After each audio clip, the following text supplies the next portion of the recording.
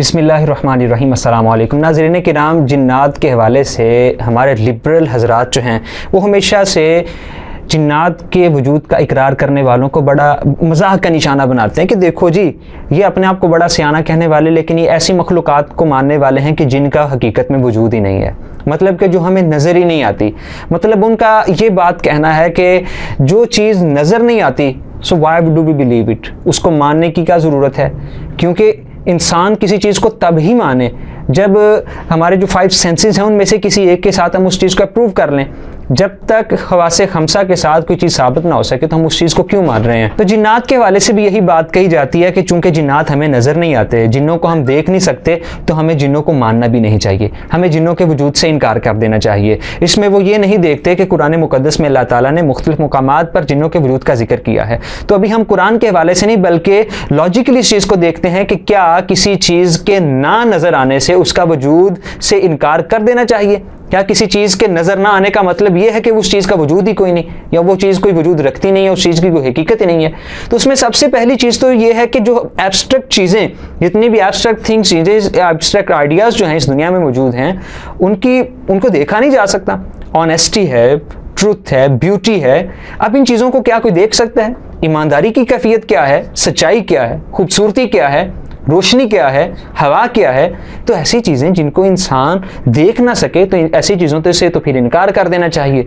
लेकिन अगर कोई बंदा कहे कि ईमानदारी कुछ है ही नहीं, तो उस बंदे को बेवकूफ़ कहा जाएगा कि ये कैसी चीज़ से इनकार कर रहा है कि सारी कायनात इस चीज़ को मानने वाली है, आप इस चीज़ का इनकार कैसे कर सकते हैं? दूसरी बात यह है कि इस कायनात में कई दफ़ा बड़ी ऐसी चीज़ें हम मानते हैं कि जिनका हकीकत में वजूद ही कोई नहीं होता। मिसाल के तौर पर एस टी कॉलरिज का जो विलिंग सस्पेंशन ऑफ डिसबिलीफ की जो बात करता है कि जो राइटर ने एक फैंटेसी क्रिएट की है अपने पीस ऑफ राइटिंग में, एक टेक्स्ट में, ठीक है, तो वो इतनी कमाल की वो क्रिएशन करता है, वो फैंटेसी इतने कमाल की होती है कि देखने वाले, पढ़ने वाले, सुनने वाले यही समझते हैं कि जनाबे वाला ये चीज़ वजूद रखती है। मिसाल के तौर पर इंसान बगैर किसी चीज़ के हवा में उड़ नहीं सकता, लेकिन सुपरमैन हवाओं में उड़ रहा है, ठीक है। अब देखने वाले इस चीज़ को सोचते ही नहीं है कि यार ये चीज़ मुमकिन है या नहीं, ठीक है। तो विलिंग सस्पेंशन ऑफ डिसबिलीफ के तहत वो उस चीज़ को मानने लग जाते हैं, हाँ जी ये उड़ सकता है, जानवर इंसान से बातें कर सकते हैं, इंसान अपने मुंह से आग निकाल सकता है। तो अजीबोगरीब किस्म की चीज़ें जब ड्रामेटिक आर्ट के तहत, जब एक फैंटेसी में हम तस्लीम कर लेते हैं कि जिनका हकीकत में वजूद ही नहीं है, ठीक है, under the influence of dramatic art we start believing and accepting the impossible and improbable things. तो ऐसा क्यों है? लेकिन जब कुरान में एक चीज़ आ गई उसको हम मानते नहीं हैं। एक राइटर ड्रामेटिक आर्ट में एक फैंटेसी क्रिएट करके हमारे सामने रख दे तो उसको हम मानना शुरू कर देते हैं। अगर आज किसी बंदे से कहा जाए यार सुपरमैन उड़ नहीं सकता, वो कहेगा तेरा दिमाग खराब हो गया, वो तो उड़ता है, ठीक है। अगर एक राइटर एक फैंटेसी क्रिएट कर दे तो हम ऐसी चीज़ें भी मानने लग जाते हैं जिनका वजूद ही नहीं है। तो अल्लाह ताला ने फैंटेसी क्रिएट नहीं की कुरान में, बल्कि अल्लाह ताला ने तो वाज़ेह अंदाज में चीज़ें बयान फरमाई हैं। नबी अकरम सल्लल्लाहु अलैहि वसल्लम ने तो वाज़ेह अंदाज में चीज़ें हमारे सामने रखी हैं।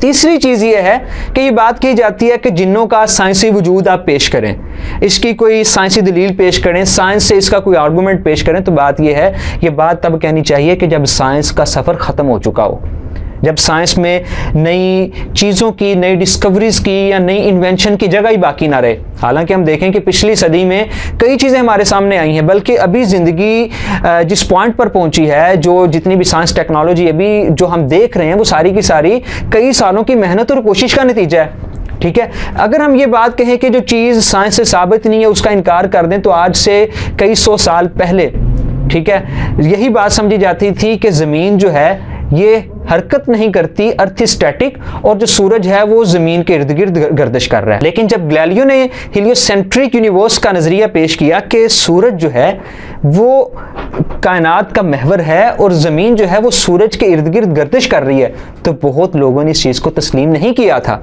हालांकि ये चीज़ हकीकत थी। तो उससे पहले, गैलीलियो से पहले भी अगर किसी ने ये बात की तो उसको तस्लीम नहीं किया गया, बल्कि साइंस पढ़ने वाले लोग ये जानते हैं कि गैलीलियो को इस दावे की वजह से कितने मसाइल और कितनी तनकीद का सामना करना पड़ा था, ठीक है। मतलब यह है कि कई दफ़ा चीज़ें हकीकत में वजूद रखती हैं, लेकिन उनका इल्म ना होना उन चीज़ों को गैर हकीकी बना देता है। इसी तरह अगर हम बात करते हैं माइक्रो ऑर्गेनिजम्स की, ठीक है, तो 1665 से पहले रॉबर्ट हुक ने जब माइक्रोस्कोप को इन्वेंट किया, उससे पहले बैक्टीरिया का वजूद नहीं था। उससे पहले अगर कोई बंदा कहता कि यार बैक्टीरिया का एक वजूद है, तो हो सकता है उस बंदे को पागल कहा जाता। जिस तरह से अभी जिन्नों पे ईमान रखने वाले बंदों को कहा जाता है कि ये लोग इलॉजिकल हैं, इर्रेशनल हैं, लेकिन जब उसने बैक्टीरिया को माइक्रोस्कोप में दिखा दिया तो लोगों ने उसको मानना शुरू कर दिया। इसी तरह अल्फ्रेड वेजनर ने, जिसने टेक्टोनिक प्लेट्स का 1912 में नजरिया पेश किया था, इसी तरह टेक्टोनिक प्लेट्स की अगर उससे पहले कोई बंदा बात करता तो हो सकता है उसको तस्लीम नहीं किया जाता, हालांकि ये चीज़ पहले मौजूद थी। आइजक न्यूटन की ग्रेविटेशनल फोर्स की उसने बात की। ग्रेविटी सदियों से, बल्कि जब से कायनात बनी है तब से ये चीजें ऐसी हैं, लेकिन आइजक न्यूटन ने 17वीं सदी में ये चीज पेश की। तो क्या इससे पहले इसका वजूद नहीं था? वो चीजें हमेशा से मौजूद रही हैं, लेकिन इंसान ने दरियाफ्त उसको बाद में किया। अभी मैंने अल्फ्रेड वेजनर की बात की, टेक्टोनिक प्लेट्स वाला जो बंदा है, उसने कॉन्टिनेंट ड्रिफ्ट की जो बात उसने कही थी, कॉन्टिनेंट ड्रिफ्ट का उसने जो नजरिया पेश किया था, बहुत ज्यादा लोगों ने तो उसको बड़े अरसे तक माना ही नहीं है। बाद में उस चीज को तस्लीम किया लोगों ने कि हाँ यार ये बंदा जो बात कह रहा है ये ठीक बात कह रहा है, ठीक है। तो कई दफा चीजें ऐसी होती हैं कि साइंस ने अभी तक उनको प्रूव नहीं किया, साइंस ने अभी तक उनको साबित नहीं किया, ठीक है। तो किसी चीज का साइंस से साबित होना या ना होना उसको हकीकी या गैर हकीकी नहीं बनाता, क्योंकि इस कायनात का सफर ये अभी खत्म नहीं हुआ, साइंस का सफर अभी खत्म नहीं हुआ, ये चीजें चलती आ रही हैं, साइंस में चीजें बनती आ रही हैं, डेवलप होती आ रही हैं। इसी तरह इसमें एक और चीज ये है कि हमारे लिबरल हजरात जो हैं वो अल्लाह और उसके रसूल की बात से ज्यादा वो साइंसदानों की बात पे यकीन करते हैं। मिसाल के तौर पर स्टीफन हॉकिंग ने जब ये बात कही कि वी आर नॉट अलोन, हम इस कायनात में अकेले नहीं हैं, बल्कि उसने ये बात कही कि हो सकता है थोड़े अरसे में एलियंस जो हैं वो खुद हमारे साथ राब्ता करें, एलियंस खुद आ जाएं, इस यानी कि खलाई मखलूकात जिनका अभी तक कोई वजूद साबित नहीं हो सका। स्टीफन हॉकिंग ने जब ये बात कही कि जनाबे वाला ऐसी कुछ मखलूकात का वजूद है, तो सारे लोगों ने उसको तस्लीम करना शुरू कर दिया। हालांकि अभी तक ये सिर्फ एक हाइपोथेसिस है जिसको अभी अप्रूव नहीं किया जा सका, लेकिन लोग इसको तस्लीम कर रहे हैं। लेकिन नबी अकरम सल्लल्लाहु अलैहि वसल्लम ने 1400 साल पहले जो प्रेडिक्शंस की, जो पेशीन गोइयां की, वो बेऐन ही पूरी होती आ रही हैं, लेकिन आपकी इस जिन्नों वाली बात को लोग तस्लीम नहीं करते। कुरान मुकद्दस की जो पेशीन गोइयां हैं वो इस कायनात के हवाले से दुरुस्त साबित हुई, तो कायनात के हवाले से इस बात को जिन्नों को तस्लीम करने के हवाले से लोग मानते नहीं हैं। हालांकि कुरान में अल्लाह ताला ने वाज़ेह अंदाज में फरमाया सूरत ज़ारियात की 56 नंबर आयत में, वमा खलक़तुल जिन्न वल इंसा इल्ला लियअबुदून, हमने जिन्नों और इंसानों को अपनी इबादत के लिए पैदा किया। सूरतुल जिन की पहली आयत में जिन का जिक्र है, कुल ऊहिया इलैया अन्नहु इस्तमअ नफ़रुम मिनल जिन्नि फ़क़ालू इन्ना समिअना कुरानन अजबा। इसी तरह सूरत रहमान की 33 नंबर आयत में जिन्नों का हमें जिक्र मिलता है, या माशरल जिन्नि वल इंसी इन इस्तताअतुम अन तनफुज़ू मिन अक़तारिस समावाति वल अर्ज़ फ़नफुज़ू ला तनफुज़ूना इल्ला बिसुल्तान। ऐ जिन्नों और इंसानों की जमात, अगर तुम इस कायनात के किनारों से बाहर निकल सकते हो, इस ज़मीन के किनारों से निकल सकते हो तो निकल जाओ। यानी कि कुरान में वाज़ेह तौर पर अल्लाह ताला ने जिन्नों का जिक्र किया है, नबी अकरम सल्लल्लाहु अलैहि वसल्लम की अहादीस में जिन्नों का जिक्र मिलता है, लेकिन अल्लाह और उसके रसूल की बात में वहाँ आके हम स्केप्टिक हो जाते हैं, शक शुबे में पड़ जाते हैं। लेकिन स्टीफन हॉकिंग ने एक हाइपोथेसिस पेश किया, उसको सारे मान रहे हैं। तो ये दो रुखी है। अगर आपको दलील की बात करते हैं तो जब तक ये चीज़ साबित ना हो जाए आप इनकार करें एलियंस के वजूद से, लेकिन इनकार नहीं करेंगे। जिस स्टीफन हॉकिंग साहब ने ये बात कह दी है, भाई अल्लाह और उसका रसूल जो बात कह रहे हैं इस पे आपको शक है, और वो एक साइंसदान जो बात कह रहा है जो अभी तक ताहाल साबित नहीं की जा सकी, उस पर आप यकीन नहीं करने वाले। इसमें अगली एक और बात है कि अगर हर दिखाई ना देने वाली चीज़ का आपने इनकार करना है तो हर मेटाफिजिकल बीइंग का इनकार कर दें। उसमें सबसे पहले तो खुदा का इनकार लाजमी करें, ठीक है, क्योंकि खुदा भी नज़र नहीं आता, खुदा को किसी ने आज तक देखा नहीं है, लेकिन आप खुदा के वजूद को तो तस्लीम करते हैं ना, तो खुदा के वजूद से भी इनकार कर दें क्योंकि खुदा को देखा नहीं है, ठीक है। तो बात इसमें यह है कि किसी चीज़ का नज़र ना आना इट डजंट मीन कि वो चीज़ वजूद ही नहीं रखती, उस चीज़ की कोई हकीकत ही नहीं है, क्योंकि चीज़ें, बहुत ज़्यादा चीज़ें कायनात में ऐसी हैं जो दिखाई नहीं देती, ठीक है, जो अभी तक यहाँ डिस्कवर नहीं की जा सकी, ठीक है। मिसाल के तौर पर अभी पिछली सदी से पहले हमारे जो ब्लड ग्रुप्स हैं उनका कोई तसव्वुर नहीं था, किसी को पता ही नहीं था कि इंसानी जो खून है इसके भी ग्रुप्स होते हैं, विटामिन का वजूद नहीं समझा जाता था। पिछली सदी में आके पता चला जो विटामिन का भी कोई वजूद है, ठीक है। तो बात यह है कि इससे पहले अगर ये चीज़ें बात की जाती तो हो सकता है कोई विटामिन के वजूद को तस्लीम ना करता, ब्लड ग्रुप्स को तस्लीम ना करता, लेकिन आज वो चीज़ें साबित हो चुकी हैं,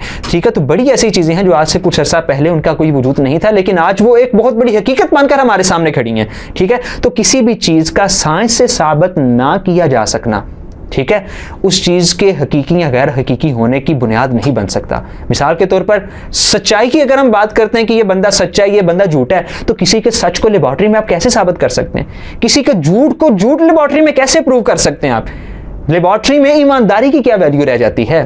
खूबसूरती, ब्यूटी, ट्रूथ, ये लेबॉर्ट्री में ये चीज़ें कैसे साबित की जा सकती हैं? ठीक है, इसी तरह सबसे बड़ी बात जो है, अब इल्म नफ्सियात के साथ डिप्रेशन, एंग्जाइटी, स्ट्रेस के साथ तो इंसान परेशान हो चुका है। दौरे हाजिर के इंसान का सबसे बड़ा मसला स्ट्रेस है, जहनी दबाव, जहनी मसाइल, जहनी परेशानियां। अब डिप्रेशन कहाँ वजूद रखती है? डिप्रेशन नज़र आती है, स्ट्रेस नज़र आता है, एंग्जाइटी नज़र आती है, जहनी परेशानियां नज़र आती हैं, पागलपन नज़र आता है, लेकिन सारे लोग उसको तस्लीम भी करते हैं, उसको मानते भी हैं, कोई भी उसके वजूद से इनकारी नहीं है। तो ये मुनाफ़िकत नहीं चलनी चाहिए, मुनाफ़िकत नहीं होनी चाहिए कि कुछ चीज़ें नज़र ना आईं लेकिन वो अपने साथ में बसते हैं, अपने साथ उनको मसला है तो उसको तस्लीम कर लिया, लेकिन वो चीज़ें जो नज़र नहीं आईं लेकिन दूसरे लोग उसको मानते हैं तो हमने उनका मजाक उड़ाना शुरू कर दिया। तो ये मुनाफ़िकत है और ऐसी मुनाफ़िकत नहीं होनी चाहिए। अस्सलाम वालेकुम।